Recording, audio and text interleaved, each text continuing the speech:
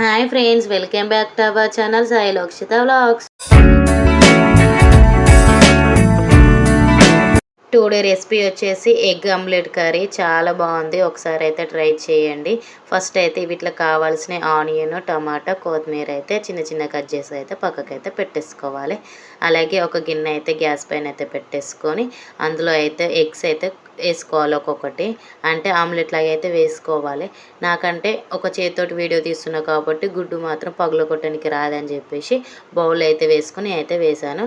మీరైతే డైరెక్ట్గానే ఎగ్ అయితే కొట్టి వేసుకోండి. ఇప్పుడైతే దాంట్లో కొంచెం లైట్గా పసుపు, లైట్గా కారం, ఉప్పు అయితే వేసుకొని ఇంకొక సైడ్ అయితే యూటర్న్ అయితే చేసుకోవాలి. అలాగే ఇంకో సైడ్ కూడా లైట్గా కొంచెం పసుపు, ఉప్పు, కారం కూడా వేసేసుకొని మన ఆమ్లెట్ అయితే ఎట్లా చేసుకుంటామో అట్లా అయితే చేసేసుకొని ఒక ప్లేట్లో అయితే పెట్టేసుకోవాలి. అన్నీ అదే విధంగా అయితే చేసుకుని అయితే ఒక ప్లేట్లో అయితే పెట్టేసుకోండి.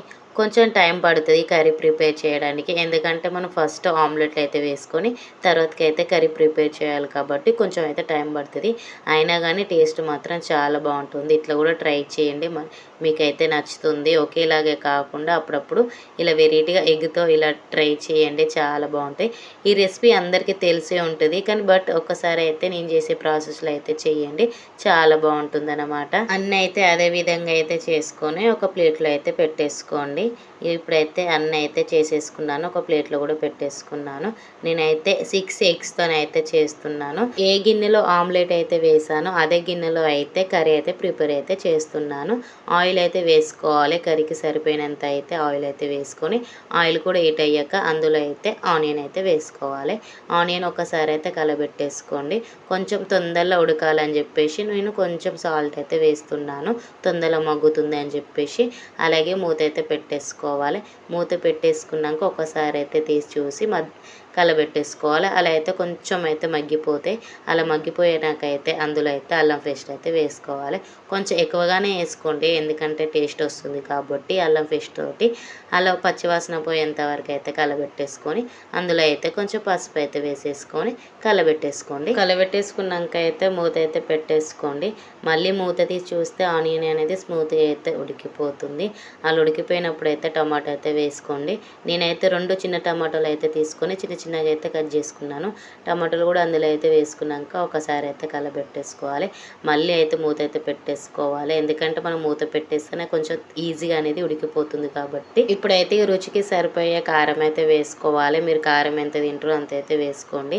అలాగే టేస్ట్కి సరిపోయే సాల్ట్ కూడా వేసుకోవాలి.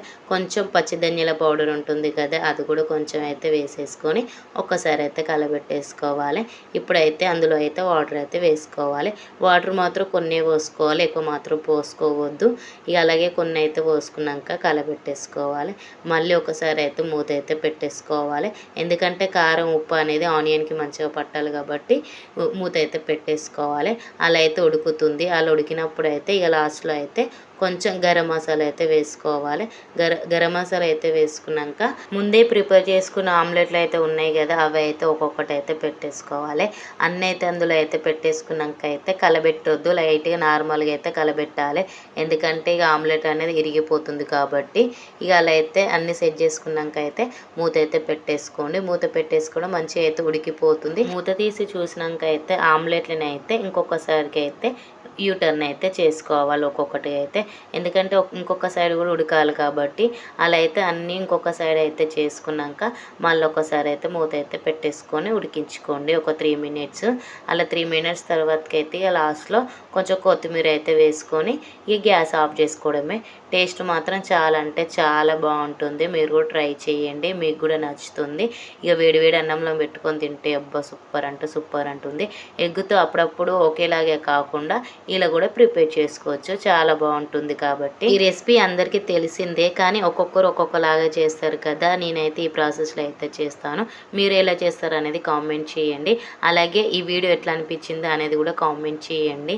ఇక ఇప్పుడైతే ఇక వేడివేడి అన్నంలో వేసుకొని తింటే సూపర్ అంటే సూపర్గా ఉంటుంది. మీరు కూడా ట్రై చేయండి, ట్రై చేశాక ఒకసారి అయితే కామెంట్ చేయండి. Thank you for watching. Bye bye guys.